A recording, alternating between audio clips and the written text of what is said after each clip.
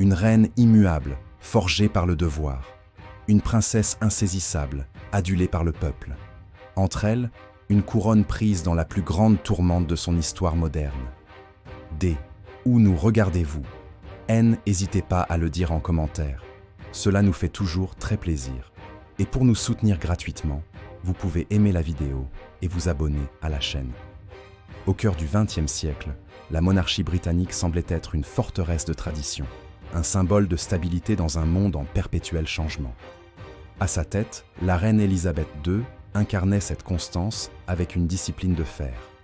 Mais elle, institution, conçue pour résister aux assauts extérieurs, N n'était pas préparée à une crise venant de elle intérieure.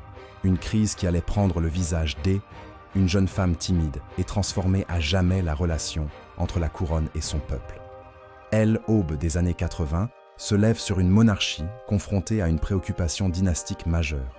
Elle, héritier du trône, le prince de Galles, a plus de 30 ans et N est toujours pas mariée. La pression, à la fois institutionnelle et familiale, s'intensifie. La reine Élisabeth II, gardienne de la lignée et de la stabilité de la couronne, observe la situation avec une inquiétude contenue mais réelle. Le devoir prime sur tout, et le devoir de Charles est de se marier et de produire un héritier. Le cahier des charges pour la future princesse de Galles est aussi court que rigide. Elle doit être de sang aristocratique, protestante et surtout vierge. Une candidate sans passé, une page blanche sur laquelle l'avenir de la monarchie pourrait écrire sans rature. Dans ce contexte, le nom de Lady Diana Spencer commence à circuler dans les cercles les plus fermés de la cour. Fille du comte Spencer, issue d'une des plus anciennes familles de l'aristocratie anglaise, Diana possède un pédigré impeccable. Sa famille a servi la couronne pendant des générations. Ses deux grands-mères étaient dames de compagnie de la reine-mère. Elle-même a grandi à Park House, sur le domaine royal de Sandringham, jouant enfant avec les plus jeunes fils de la reine. Mais au-delà de sa lignée, c'est sa jeunesse et sa discrétion apparente qui séduisent. À seulement 19 ans, travaillant comme assistante dans une garderie de Londres, elle semble incarner une innocence et une malléabilité parfaite pour le rôle qui l'attend.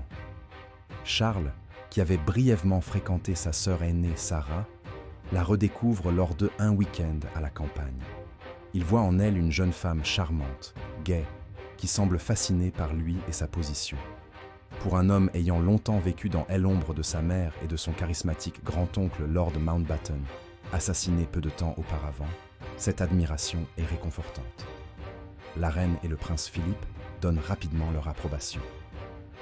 Diana est invitée au château de Balmoral, le sanctuaire écossais de la famille royale, test ultime pour toute nouvelle venue. Elle y comporte avec la déférence et l'aisance attendue, naviguant avec succès entre les longues marches sous la pluie et les dîners formels. Le verdict est unanime. Elle est la candidate parfaite. La romance, si on peut l'appeler ainsi, est menée tambour battant.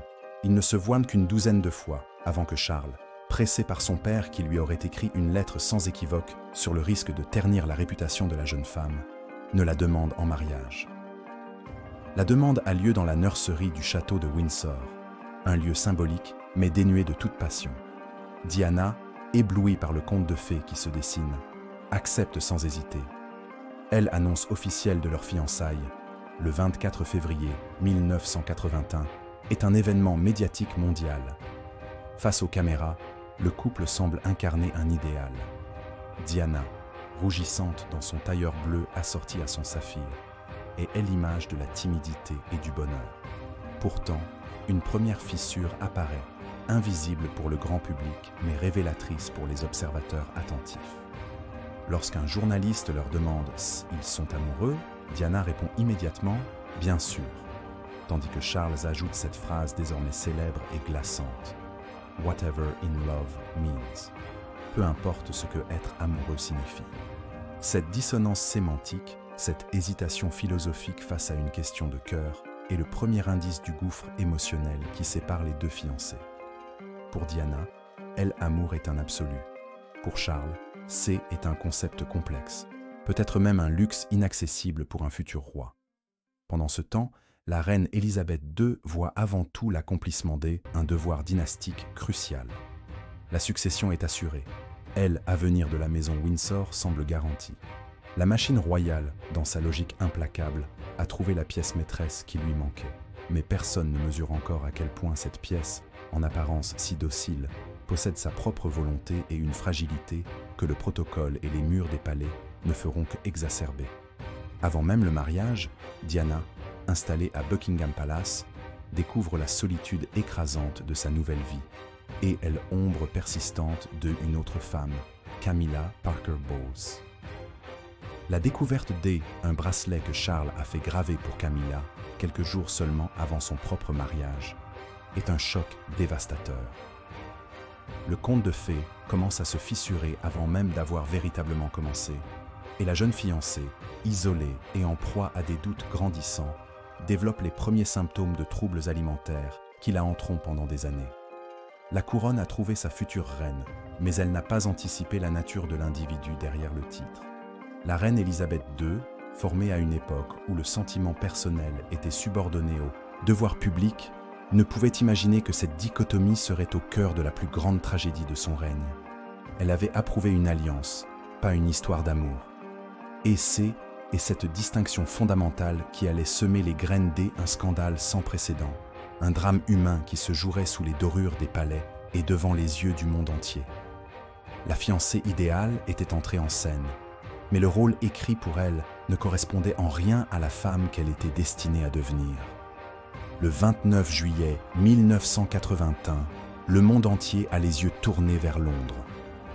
Le mariage du prince Charles et de Lady Diana Spencer n'est pas seulement une union, c'est une production d'État, un spectacle planétaire conçu pour réaffirmer la grandeur et la pertinence de la monarchie britannique. 750 millions de téléspectateurs suivent l'événement, captivés par la promesse d'un conte de fées moderne. Pour la reine Élisabeth II, cette journée représente l'apogée de sa stratégie dynastique. C'est la confirmation que l'institution qu'elle dirige est capable de se renouveler, de captiver l'imagination populaire et, surtout, de pérenniser sa lignée. La cérémonie à la cathédrale Saint-Paul, choisie de préférence à l'abbaye de Westminster pour sa plus grande capacité d'accueil, est un chef-d'œuvre de pompe et de circonstance. Des têtes couronnées, des chefs d'État et des dignitaires du monde entier convergent pour assister à l'événement, validant le statut de la couronne britannique sur la scène internationale. La journée est orchestrée avec une précision militaire, chaque détail étant calculé pour projeter une image de tradition, de splendeur et d'unité nationale. Pour le public, le moment culminant est l'apparition de Diana. Lorsqu'elle sort du carrosse de verre à la cathédrale, sa robe en taffetas de soie ivoire, ornée de dentelles anciennes et de 10 000 perles, avec sa traîne de près de 8 mètres de long, coupe le souffle. Elle est l'incarnation de la princesse de conte de fées, une vision d'innocence et de beauté entrant dans l'histoire. Mais derrière le spectacle public se cache une réalité bien plus sombre et complexe. Dans les heures qui précèdent la cérémonie, Diana est en proie à une anxiété extrême. Selon des témoignages ultérieurs, elle aurait eu une crise de boulimie la veille, tourmentée par ses doutes sur Charles et la place de Camilla Parker Bowles dans sa vie. La pression d'épouser l'héritier du trône, de devenir du jour au lendemain la femme la plus célèbre du monde, est écrasante pour une jeune femme de tout juste 20 ans. Elle aurait même confié à ses sœurs son désir d'annuler le mariage, mais elle l'aurait convaincu qu'il était trop tard, que son visage était déjà sur les torchons à vaisselle. Pendant la cérémonie elle-même, des signes subtils de cette tension sous-jacente sont perceptibles. Diana, nerveuse, inverse les prénoms de son futur mari, l'appelant Philippe Charles au lieu de Charles Philippe. Charles, de son côté, oublie de l'embrasser après l'échange des vœux. Mais l'un des moments les plus révélateurs est la modification des vœux. À la suggestion de l'archevêque de Cantorbéry et avec l'approbation de la reine, Diana omet de promettre d'obéir à son mari, un geste alors considéré comme moderne et progressiste. Il s'agit en réalité d'un présage de la femme indépendante qu'elle deviendra, une femme qui refusera de se soumettre aux règles rigides de l'institution dans laquelle elle entre. La reine Élisabeth II, assise au premier rang, observe la cérémonie avec son calme habituel. Pour elle, le mariage n'est pas une affaire de passion romantique, mais un contrat, un engagement de service. Elle a elle-même prononcé ses vœux des décennies plus tôt, comprenant parfaitement que le mariage royal est avant tout une fonction. Elle voit en Diana une jeune femme qui remplit son rôle avec la gravité requise, sans doute inconsciente des tourments intérieurs qui l'agitent. La présence de Camilla Parker Bowles parmi les invités, un fait connu des deux fiancés, ajoute une couche de tension invisible pour le public. Diana la cherchera du regard en remontant l'allée, un acte de défi silencieux et une confirmation de ses pires craintes. Le fameux baiser sur le balcon de Buckingham Palace, improvisé pour répondre à la clameur de la foule, devient l'image iconique de la journée. C'est un moment de triomphe pour la monarchie, une image qui sera reproduite à l'infini, symbolisant l'union du devoir et du glamour. Mais ce baiser, comme tant d'autres aspects de cette journée, est une performance. Il masque la réalité d'un arrangement entre trois personnes. Un prince qui épouse son devoir, une jeune femme qui épouse un rêve, et une ombre qui ne les quittera jamais. En privé, la lune de miel qui suit ne fait qu'accentuer le fossé entre les nouveaux époux. Charles emporte avec lui les livres du philosophe Laurent van der Post et, selon certaines sources, des boutons de manchette gravés de 2 C entrelacés, un cadeau de Camilla. Diana, espérant enfin avoir son mari pour elle seule, se retrouve confrontée à son détachement intellectuel et émotionnel. Les crises de boulimie s'intensifient.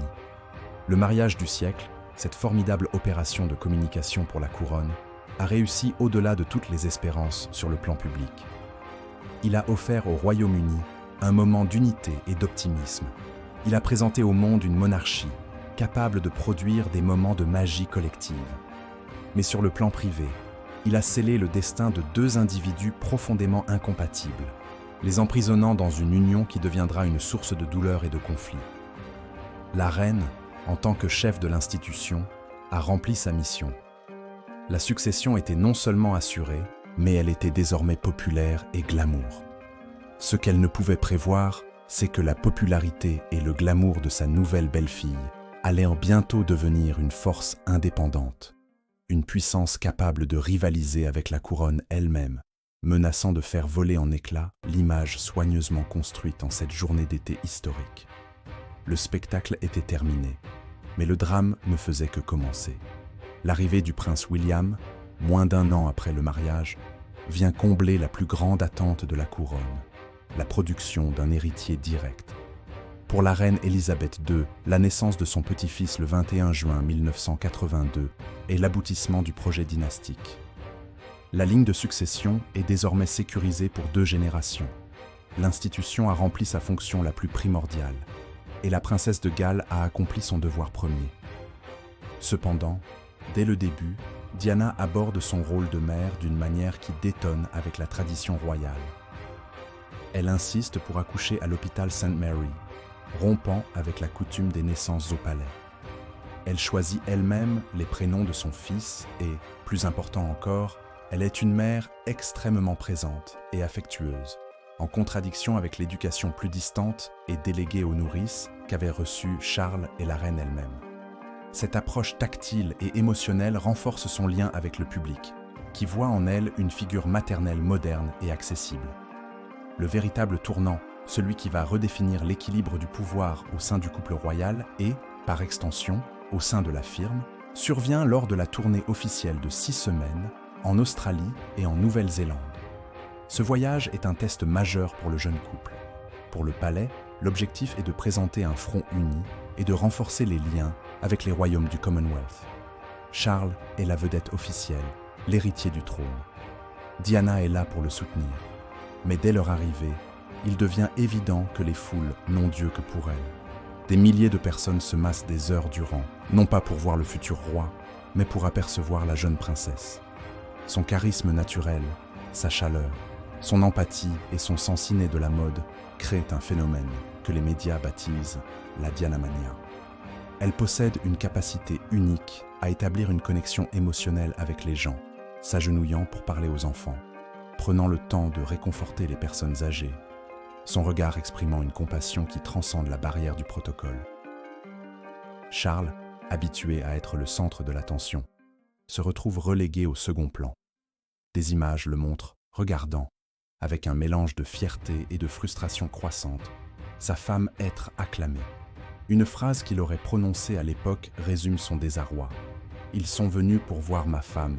Je ne suis qu'un accessoire. » Cette inversion des rôles est profondément déstabilisante pour lui et pour l'institution.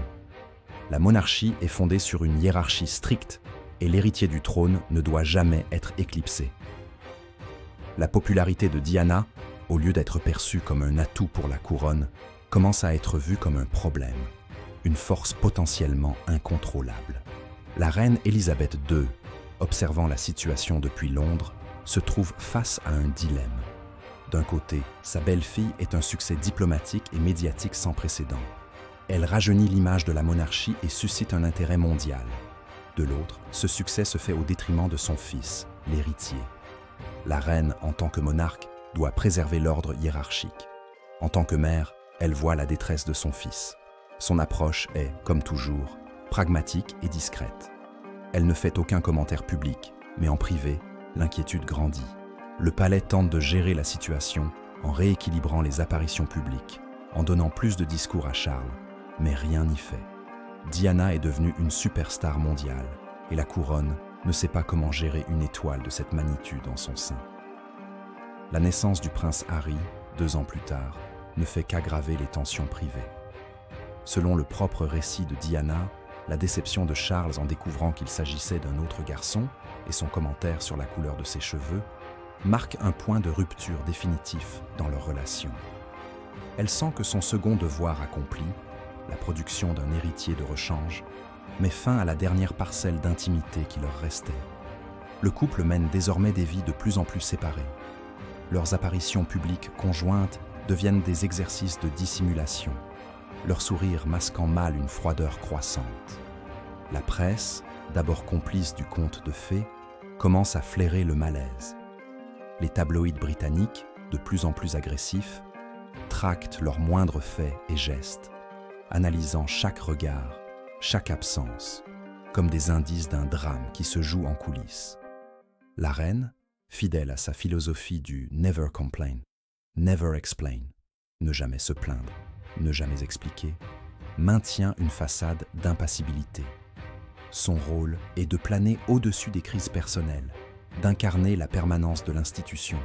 Elle organise des réunions, tente des médiations discrètes, mais le fossé entre son fils et sa belle-fille semble infranchissable. Ils parlent des langages différents. Charles, celui du devoir et de la tradition. Diana, celui de l'émotion et de l'instinct. Ce qui aurait dû être le plus grand atout de la monarchie, une princesse aimée du peuple, est en train de devenir sa plus grande vulnérabilité. Diana, consciente de son pouvoir médiatique, commence à l'utiliser. Ses choix vestimentaires, ses visites caritatives, tout est scruté et interprété. Elle apprend à communiquer directement avec le public par le biais d'images, contournant le filtre du palais. L'ombre de Charles grandit à mesure que la lumière sur Diana s'intensifie. La reine est prise en étau entre un fils malheureux et une belle-fille immensément populaire, mais de plus en plus indépendante. La structure de pouvoir qu'elle a toujours connue est en train de vaciller, non pas à cause d'une menace extérieure, mais à cause d'une dynamique interne qu'elle ne peut contrôler. L'étoile qu'elle avait accueillie dans la famille brillait désormais trop fort, menaçant de plonger l'héritier légitime dans une obscurité permanente. À la fin des années 80, le mariage du prince et de la princesse de Galles n'est plus qu'une façade. Derrière les murs des palais, Charles et Diana vivent des vies parallèles, leur union se désintégrant dans un silence glacial, ponctué de disputes amères. Le gouffre qui les sépare n'est plus seulement émotionnel, il est physique. Ils occupent des appartements séparés à Highgrove et à Kensington Palace, et leurs agendas sont conçus pour minimiser leurs interactions. Pour la reine Élisabeth II, cette situation est une source de préoccupation constante, non pas tant pour le malheur personnel des individus, que pour la menace qu'il représente pour l'image et la stabilité de la monarchie. Son règne a été bâti sur la notion de devoir et de sacrifice personnel pour le bien de la couronne. Le spectacle public d'un mariage royal en déliquescence est un anathème à tout ce qu'elle représente. Charles, se sentant incompris et piégé dans un mariage qu'il considère comme une erreur, a renoué pleinement avec Camilla Parker Bowles. Leur relation, qui n'avait jamais vraiment cessé, redevient le pilier central de sa vie affective. Dans leur cercle d'amis proches, leur liaison est un secret de polichinelle. Pour Charles, Camilla représente le réconfort, la compréhension et un lien avec un monde où il peut être lui-même, loin des contraintes de son rôle et de la frénésie médiatique qui entoure sa femme. Diana, de son côté, est plongée dans une profonde solitude. Isolée au sein de la famille royale, qu'elle perçoit comme froide et hostile, et traquée sans relâche par les paparazzis, elle lutte contre des démons intérieurs. Sa boulimie, qui avait commencé avant le mariage, devient une maladie chronique, un moyen tragique d'exercer un contrôle sur une vie où elle se sent impuissante. Selon des enregistrements qu'elle réalisera plus tard, elle aurait fait plusieurs tentatives de suicide, des appels au secours désespérés dans une institution qui ne sait pas comment gérer une telle détresse émotionnelle. La réponse de la reine et de la cour à cette crise est dictée par des siècles de tradition. Les problèmes personnels se règlent en privé, la dignité et la discrétion sont primordiales, et l'apparence publique doit être maintenue à tout prix. La reine, issue d'une génération stoïque qui a traversé une guerre mondiale, a une approche pragmatique. Elle convoque le couple à plusieurs reprises, les exhortant à faire un effort, à penser à leurs enfants et surtout à leur devoir envers la couronne. Elle ne comprend pas le besoin de Diana d'étaler ses émotions, une attitude qu'elle juge contraire à l'éthique royale. Pour Élisabeth, le mariage de Charles et Diana est un arrangement qui doit fonctionner, du moins en public, pour le bien de la monarchie. Elle voit la situation à travers le prisme de l'institution, tandis que Diana la vit à travers le prisme de la souffrance personnelle. Cette divergence fondamentale de perspective rend toute véritable communication impossible. Diana cherche de l'empathie et du soutien, mais ne trouve que des injonctions au devoir.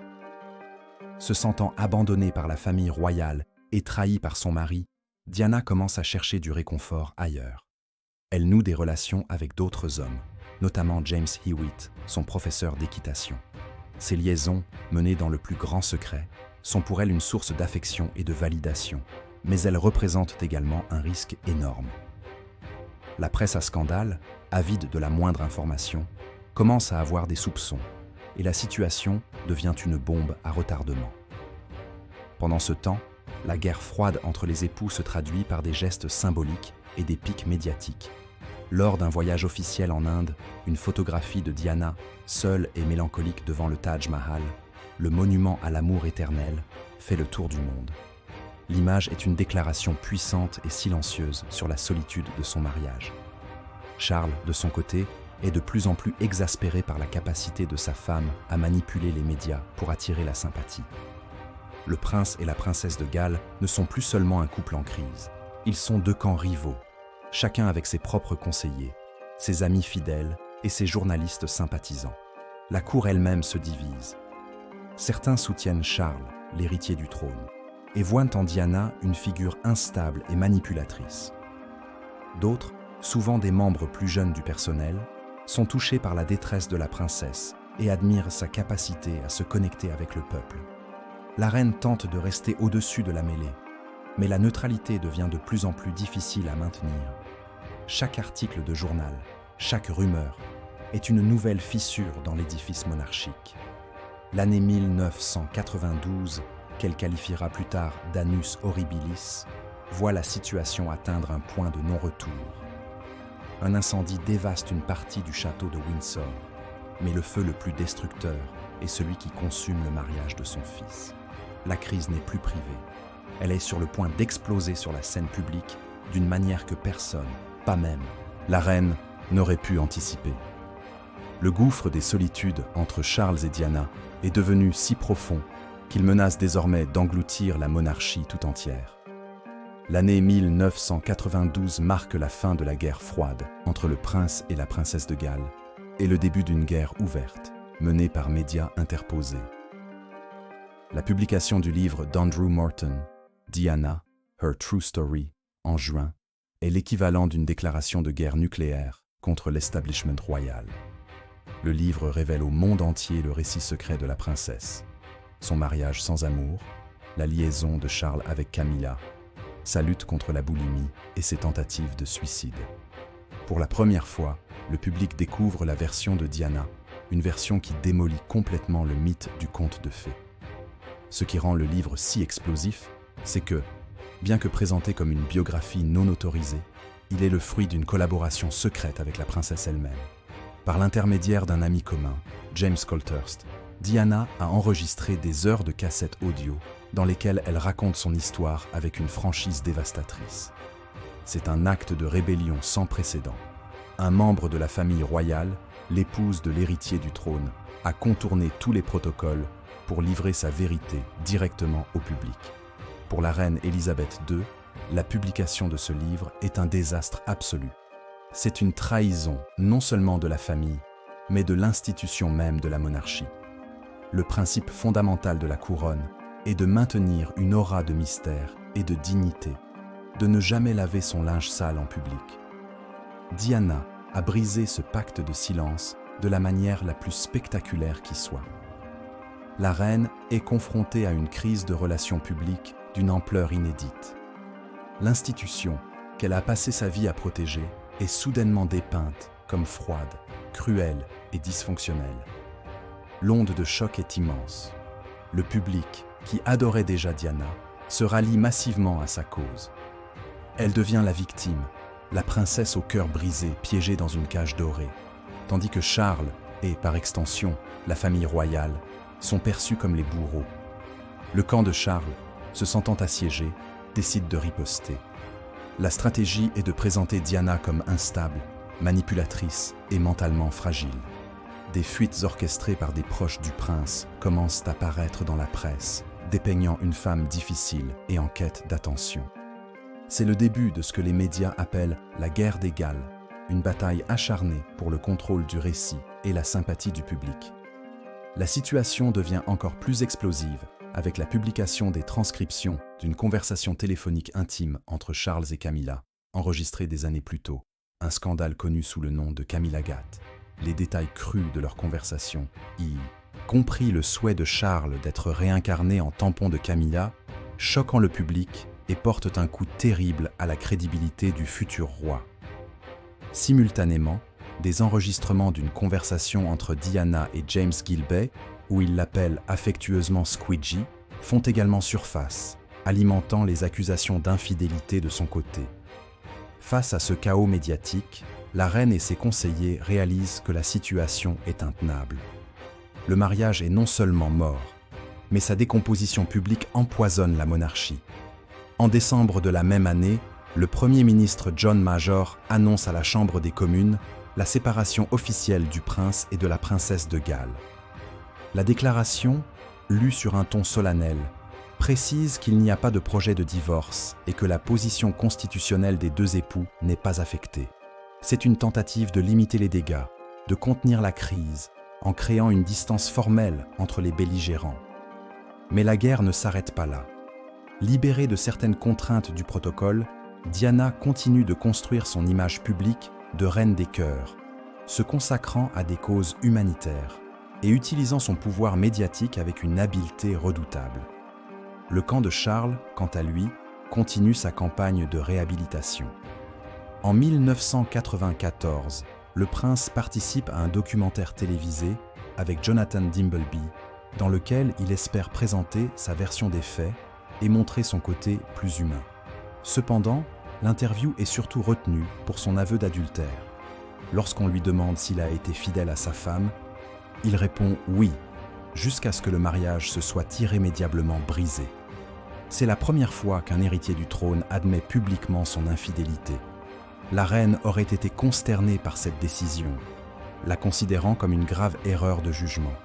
Le soir même de la diffusion de l'interview, Diana fait une apparition à la Serpentine Gallery dans une robe noire audacieuse, très décolletée et ajustée, qui sera surnommée la Revenge Dress, la robe de la vengeance. C'est un coup de maître en matière de communication.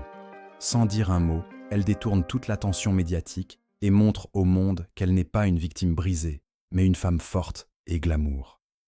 La guerre des Galles a transformé la famille royale en feuilleton, ses protagonistes utilisant les journaux et les chaînes de télévision comme des armes. La reine Élisabeth II, habituée à un contrôle total de l'image de la monarchie, se retrouve simple spectatrice de cette destruction mutuelle. Elle voit les fondations de son règne ébranlées par une querelle privée devenue un spectacle public. L'institution a survécu à des guerres, des abdications et des crises politiques, mais elle semble démunie face à la puissance des émotions humaines et des médias modernes. La séparation n'a pas mis fin au conflit, elle n'a fait que changer les règles du jeu. Le pire, pour la reine, était encore à venir. Le 20 novembre 1995, la princesse de Galles lance ce qui restera comme l'offensive la plus dévastatrice de la guerre des Galles. Sans en informer le palais de Buckingham, ni même ses propres conseillers, elle accorde une interview secrète à l'émission Panorama de la BBC, menée par le journaliste Martin Bashir. Pendant près d'une heure, devant 23 millions de téléspectateurs britanniques, Diana livre un témoignage d'une franchise sans précédent, un acte qui scellera définitivement son divorce et redéfinira sa relation avec la monarchie. L'interview est un coup de théâtre stratégique, planifié et exécuté dans le plus grand secret. L'équipe de tournage est introduite clandestinement dans ses appartements du palais de Kensington. Diana, vêtue de manière sobre, le visage encadré par un maquillage qui accentue la mélancolie de son regard, choisit méticuleusement chaque mot pour un impact maximal. Elle y admet sa propre infidélité avec James Hewitt, une confession calculée pour anticiper les critiques. Elle parle ouvertement de sa boulimie, la décrivant comme un symptôme de ce qui se passait dans mon mariage. Elle évoque sa dépression post-partum et l'automutilation, humanisant des sujets alors tabous et se connectant à des millions de personnes qui ont vécu des luttes similaires. Mais les déclarations les plus explosives sont celles qui visent directement l'institution monarchique et l'héritier du trône. Interrogée sur le rôle de Camilla Parker Bowles dans l'échec de son mariage, elle prononce la phrase qui entrera dans l'histoire. « Eh bien, nous étions 3 dans ce mariage, donc c'était un peu bondé. » Cette formule concise et puissante cristallise le drame et fait de Camilla l'ennemi public numéro 1. Plus grave encore, Diana remet publiquement en question l'aptitude de son mari à régner. Elle déclare « Être prince de Galles offre un certain cadre, mais être roi est un rôle beaucoup plus contraignant. Et je ne sais pas s'il sera capable de s'y adapter. » C'est une attaque directe contre la légitimité constitutionnelle de Charles, une suggestion hérétique selon laquelle le prochain monarque pourrait ne pas être à la hauteur de la tâche. Elle va même jusqu'à suggérer que son fils, le prince William, pourrait un jour monter sur le trône à la place de son père. Enfin, elle exprime son désir de ne pas devenir reine consort, mais plutôt une reine dans le cœur des gens. Par cette phrase, elle se positionne comme une entité indépendante, une sorte de reine alternative dont la légitimité ne viendrait pas de la succession, mais de l'amour du public.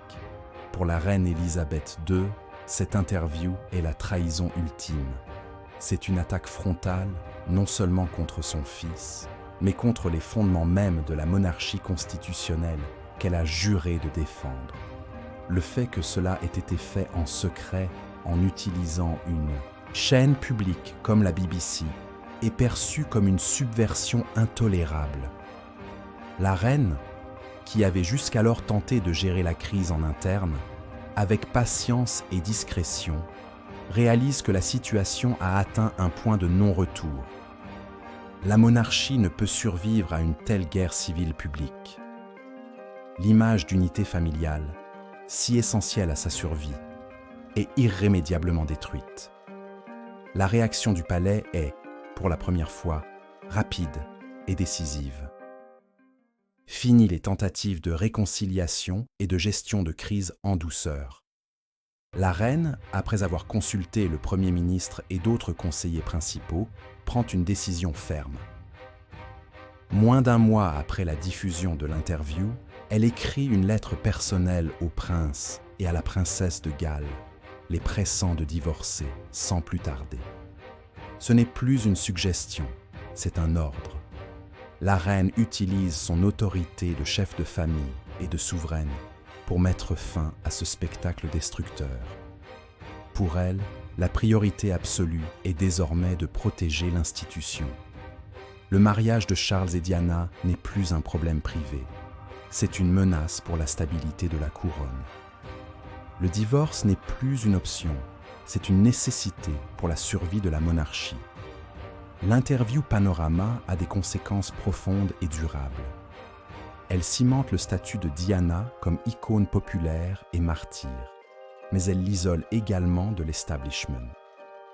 Ses détracteurs la voient comme une manipulatrice ayant utilisé les médias pour régler des comptes personnels, mettant en péril la monarchie pour sa propre gloire. Ses partisans la voient comme une femme courageuse brisant le silence et exposant l'hypocrisie d'une institution archaïque.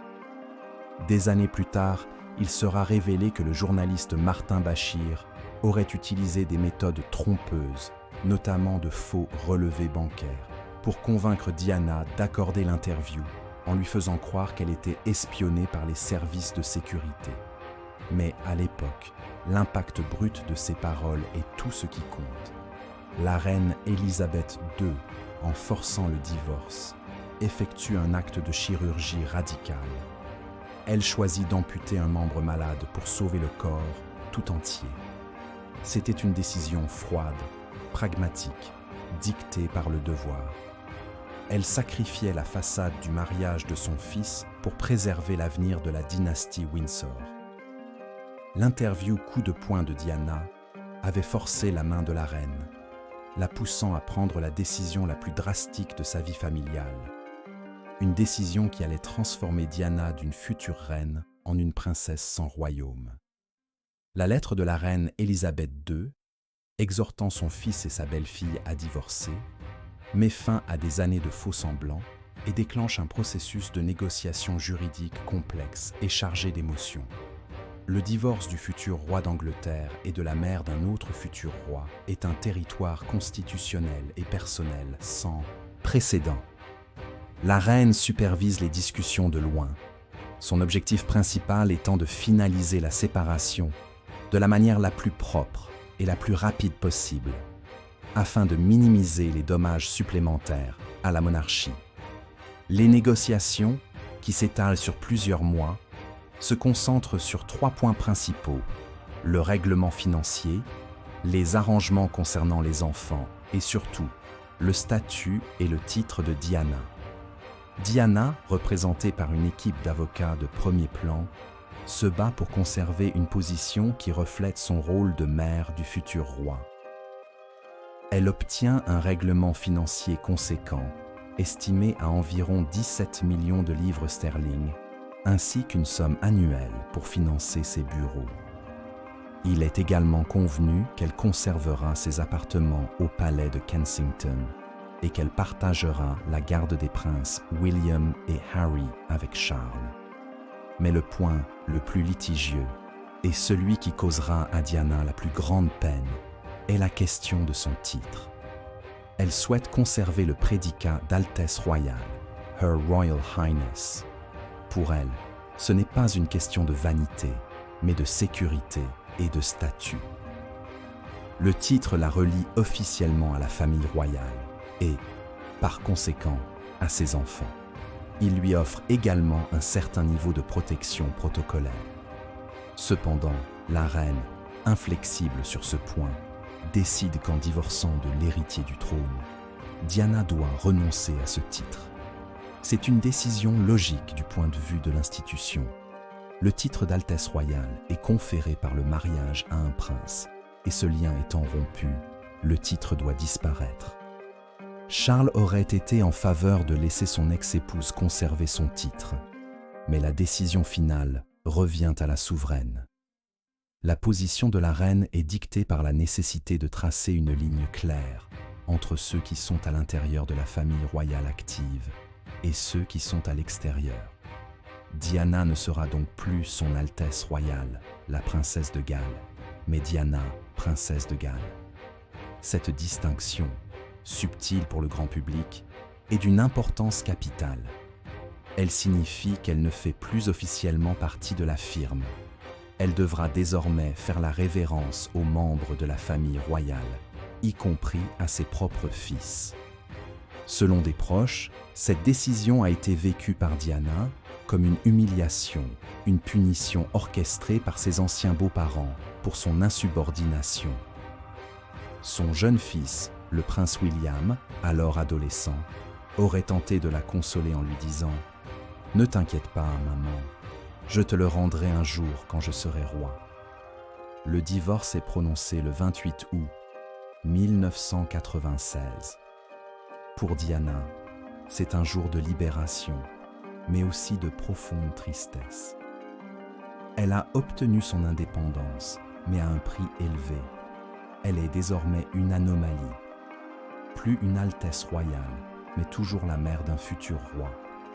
Plus l'épouse de l'héritier, mais toujours l'une des femmes les plus célèbres de la planète, inextricablement liée à la famille qu'elle vient de quitter officiellement. Cette nouvelle position est précaire. Elle n'a plus accès à la machine de communication et de sécurité du palais de Buckingham. Elle doit naviguer seule dans les eaux infestées de requins des médias internationaux, tout en essayant de construire une nouvelle vie pour elle-même et de protéger ses fils. Pour la reine Élisabeth II, le divorce est un mal nécessaire. Il met fin à la guerre des Galles et permet à la monarchie de commencer à panser ses plaies. L'institution peut désormais se concentrer sur la réhabilitation de l'image du prince Charles et sur la préparation de son futur règne. La reine espère que Diana, désormais libre, trouvera la paix et mènera sa vie avec une discrétion qui ne nuira plus à la couronne. Mais cette attente s'avère rapidement illusoire. Diana ne disparaît pas des feux de la rampe. Au contraire, son étoile brille encore plus fort. Libérée des contraintes du protocole, elle redéfinit son rôle sur la scène mondiale. Elle devient une ambassadrice humanitaire de premier plan, s'engageant dans des causes audacieuses et parfois controversées. Son travail le plus marquant est sa campagne pour l'interdiction des mines antipersonnelles. Des images d'elle, vêtue d'un gilet pare-balles et d'une visière, marchant dans un champ de mines récemment déminé en Angola, font le tour du monde. Elle utilise sa célébrité pour attirer l'attention sur une cause humanitaire urgente, démontrant qu'elle n'a pas besoin d'un titre royal pour avoir un impact. Cette nouvelle puissance de Diana est une source d'inquiétude pour le palais. Elle est devenue une force indépendante et imprévisible. Chaque succès qu'elle remporte, chaque une de magazine qu'elle fait, est un rappel de l'échec du mariage royal et, d'une certaine manière, une ombre portée sur la famille qu'elle a quittée. La reine observe cette nouvelle phase avec une distance prudente. Elle a réglé le problème institutionnel, mais le problème Diana persiste, sous une forme différente. La princesse n'est plus une menace interne, mais une puissance externe dont l'influence et la popularité rivalisent avec celle de la couronne elle-même. Le prix de la liberté pour Diana était son titre. Pour la monarchie, c'était de devoir coexister avec une ancienne princesse devenue une reine des cœurs mondiales, une reine sans couronne, mais avec un royaume bien plus vaste que celui qu'elle avait perdu. Dans l'année qui suit son divorce, Diana, princesse de Galles, s'efforce de se forger une nouvelle identité, loin de l'ombre de la maison Windsor. Elle est à la recherche d'un équilibre fragile entre une vie privée normale et un rôle public significatif. Son engagement humanitaire s'intensifie, lui donnant un but et une plateforme. Mais cette quête de sens se déroule sous le regard incessant et impitoyable des médias du monde entier. La presse, qu'il avait d'abord dépeinte comme une nymphe timide, puis comme une princesse de conte de fées, et enfin comme une femme bafouée, est désormais obsédée par sa nouvelle vie de femme célibataire. Chaque rencontre, chaque tenue, chaque vacances est disséquée. Elle est devenue le sujet le plus rentable de la planète pour les tabloïds et les paparazzis, une proie dont la valeur marchande augmente avec chaque cliché volé. Cette attention constante est à la fois une source de pouvoir et un fardeau écrasant. Diana a appris à utiliser les médias à son avantage, mais elle est aussi leur prisonnière. La protection de la police royale lui ayant été retirée après le divorce, elle doit compter sur des gardes du corps privés pour gérer des hordes de photographes qui la suivent à chaque instant, transformant sa vie quotidienne en un siège permanent. Pour la reine Élisabeth II et le palais de Buckingham, cette situation est observée avec un malaise grandissant. Diana est toujours la mère du futur roi, et son comportement, ainsi que l'attention qu'elle suscite, rejaillissent inévitablement sur la monarchie. L'institution, qui aspire à retrouver une certaine normalité et une dignité discrète après les scandales, est constamment ramenée dans la lumière crue des tabloïds par les activités de la princesse. L'été 1997 marque une nouvelle étape dans cette saga. Diana entame une relation très médiatisée avec Dodi Fayed, le fils du milliardaire égyptien Mohamed Al-Fayed, propriétaire du grand magasin Harrods à Londres et de l'hôtel Ritz à Paris. Le couple passe des vacances sur le yacht de la famille Fayed en Méditerranée, offrant aux paparazzi des images qui font le tour du monde. Diana, en maillot de bain, semblant détendue et heureuse. Ces photographies, vendues pour des sommes astronomiques, ne font qu'attiser la frénésie médiatique. La relation avec Dodi Fayed est perçue de différentes manières. Pour certains, c'est la preuve que Diana a enfin trouvé le bonheur et la protection qu'elle cherchait. Pour d'autres, notamment au sein de l'establishment britannique, cette liaison est problématique. Mohamed Al-Fayed est une figure controversée, qui s'est vu refuser la citoyenneté britannique et qui entretient des relations tendues avec la classe dirigeante. L'idée que la mère du futur roi d'Angleterre puisse être associée de si près à sa famille est une source d'inquiétude pour le palais. La reine, fidèle à son habitude, ne fait aucun commentaire public. Elle passe l'été, comme chaque année, dans la quiétude de son château de Balmoral, en Écosse, entourée de sa famille, y compris ses petits-fils William et Harry, qui y passent une partie de leurs vacances. C'est une tentative de maintenir un semblant de normalité pour les jeunes princes, de leur offrir un refuge loin de la tempête médiatique qui entoure leur mère. Mais la tempête ne fait que s'intensifier. La poursuite de Diana et Dodi par les paparazzi atteint des niveaux sans précédent. Ils sont traqués en mer, sur terre et dans les airs. Chaque déplacement est une opération logistique complexe pour tenter d'échapper à un objectif. Diana, selon ses amis, se sent de plus en plus harcelée et piégée. Elle aurait confié son désir de quitter le Royaume-Uni pour échapper à cette pression, mais elle ne voulait pas s'éloigner de ses fils. Fin août, après leur croisière en Méditerranée, Diana et Dodi font une dernière escale à Paris. Leur séjour à l'hôtel Ritz, propriété de la famille Fayed, est immédiatement assiégé par les photographes. Chaque sortie de l'hôtel est un chaos. Le couple tente d'échapper à l'attention en dînant dans un appartement privé, puis en planifiant un départ discret par une porte dérobée. Cette décision, prise dans une atmosphère de panique et de pression, s'avérera fatale. La poursuite infernale, qui avait défini une grande partie de la vie de Diana depuis ses fiançailles, est sur le point d'atteindre sa conclusion tragique. La liberté qu'elle avait acquise par le divorce s'était transformée en une nouvelle forme de captivité. une cage non plus dorée mais médiatique. La reine, à Balmoral, est loin de se douter que la plus grande crise de son règne est sur le point d'éclater. Une crise qui ne naîtra pas d'une interview ou d'un livre, mais d'un flash d'appareil photo dans un tunnel parisien. La nouvelle menace que représentait Diana, celle d'une célébrité mondiale incontrôlable, allait se transformer en une tragédie qui mettrait à l'épreuve la capacité de la reine à comprendre et à répondre aux émotions de son peuple comme jamais auparavant.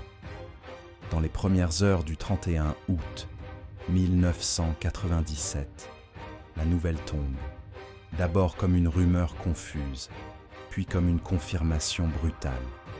La voiture transportant Diana, princesse de Galles, et Dodi Fayed s'est écrasée à grande vitesse contre un pilier du tunnel du pont de l'Alma à Paris, alors qu'elle était poursuivie par des paparazzi à moto.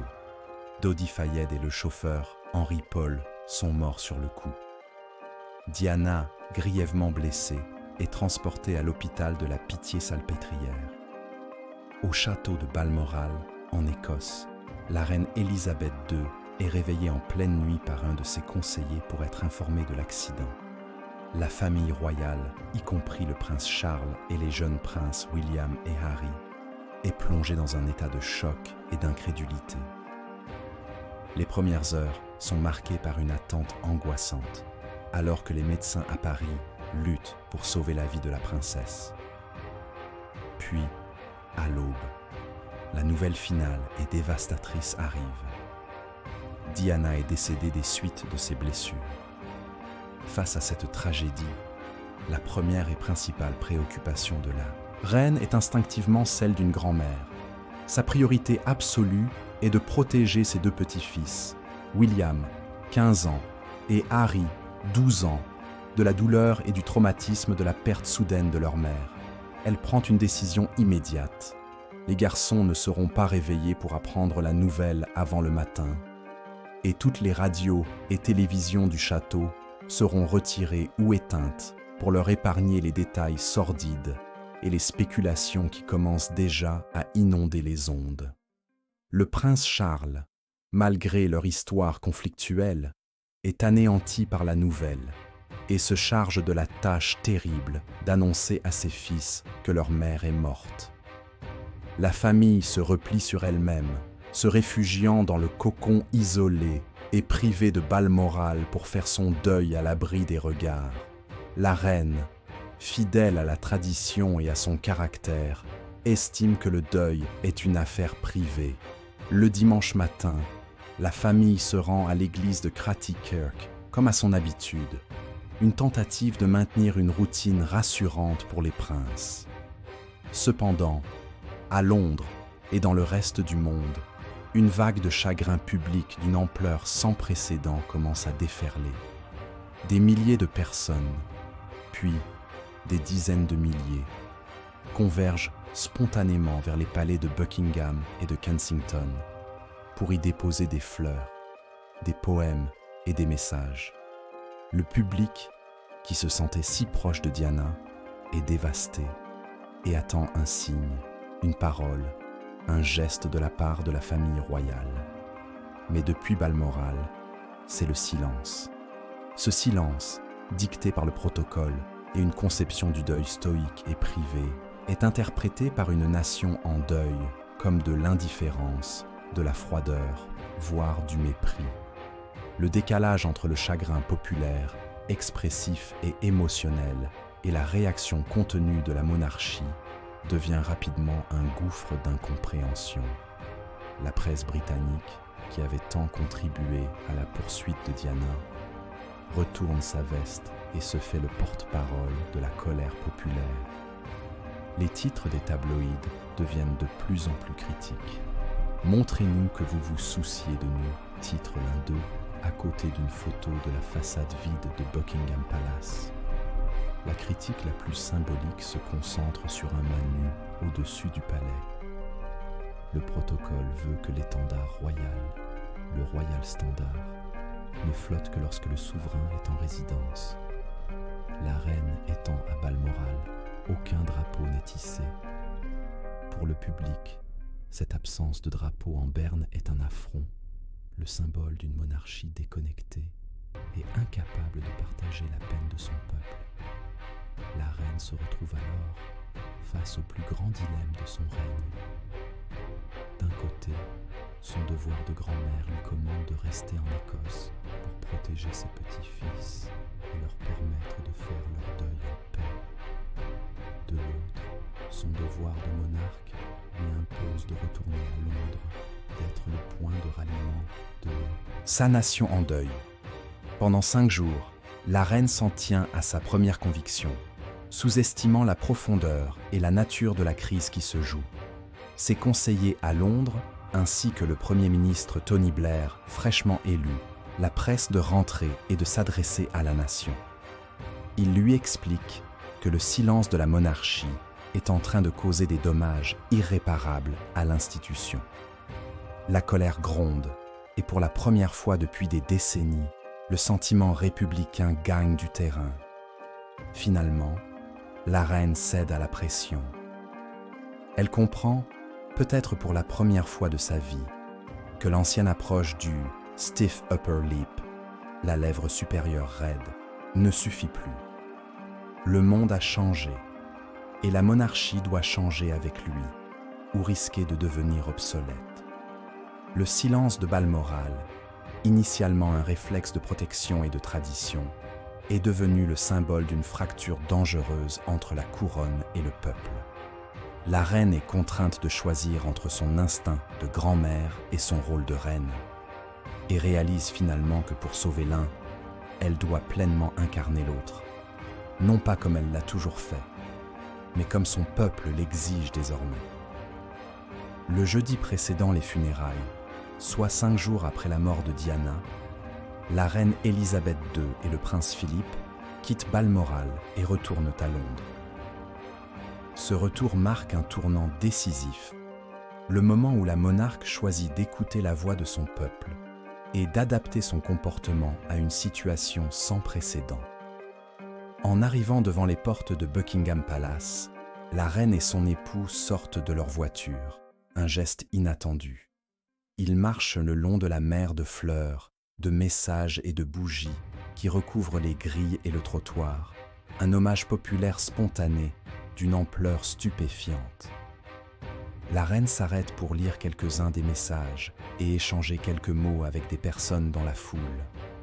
C'est une démonstration de leadership humble et réceptif, une reconnaissance publique de la douleur de la nation. Ce simple geste contribue à apaiser une partie de la colère qui s'était accumulée. Peu de temps après, un autre acte symbolique fort est posé. En rupture avec des siècles de protocole, la reine ordonne que l'Union Jack, le drapeau national, soit hissé et mis en berne au-dessus de Buckingham Palace. Cette décision, apparemment mineure, est d'une importance capitale. Elle signifie que la monarchie est en deuil avec son peuple, que le palais n'est plus seulement une résidence royale, mais le cœur d'une nation en deuil. La reine a cédé sur un point de protocole pour répondre à une demande émotionnelle profonde.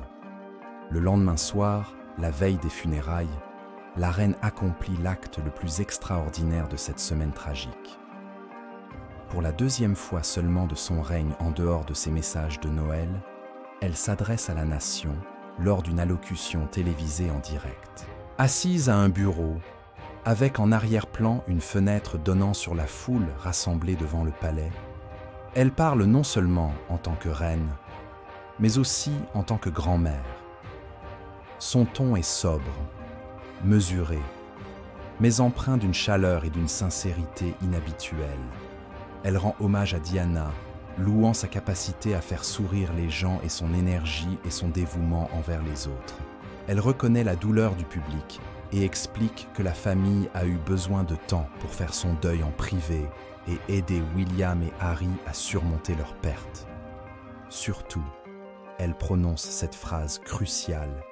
« Ce que je vous dis maintenant, en tant que votre reine et en tant que grand-mère, je le dis avec mon cœur. » En se présentant sous cette double casquette, elle réussit à combler le fossé qui s'était creusé entre l'institution et le peuple. Elle montre qu'elle comprend, qu'elle ressent et qu'elle est capable d'évoluer. Ce discours de 5 minutes est un chef-d'œuvre de communication de crise qui, selon de nombreux observateurs, sauve la monarchie de l'une des plus graves crises de son histoire moderne. Les funérailles, le lendemain, sont un événement mondial suivi par plus de 2 milliards de personnes. La reine, une fois de plus, brise le protocole. Alors que le cortège funèbre transportant le cercueil de Diana passe devant Buckingham Palace, la reine, debout sur le trottoir avec le reste de sa famille, incline la tête dans un geste de respect.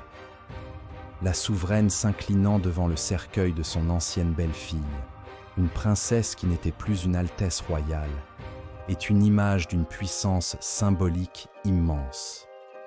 C'est la reconnaissance finale de la place unique que Diana occupait dans le cœur de la nation et dans l'histoire. Dans les mois et les années qui suivent, la reine et l'institution monarchique tirent les leçons de cette semaine terrible. La monarchie devient progressivement plus accessible, plus humaine dans sa communication. La reine, tout en conservant sa dignité et sa réserve, montre des éclairs de chaleur et d'humour qui n'étaient pas visibles auparavant. La tragédie de la mort de Diana a forcé la plus ancienne des institutions à se moderniser, à comprendre que sa survie dépendait non seulement du respect de la tradition, mais aussi de sa capacité à se connecter émotionnellement avec son peuple. Le scandale. Diana, de la promesse du mariage à la tragédie de Paris, a été une épreuve du feu pour Élisabeth II. Elle a vu son fils et l'héritier du trône discrédité, l'institution qu'elle dirigeait attaquée de l'intérieur et sa propre popularité chuter à un niveau dangereusement bas.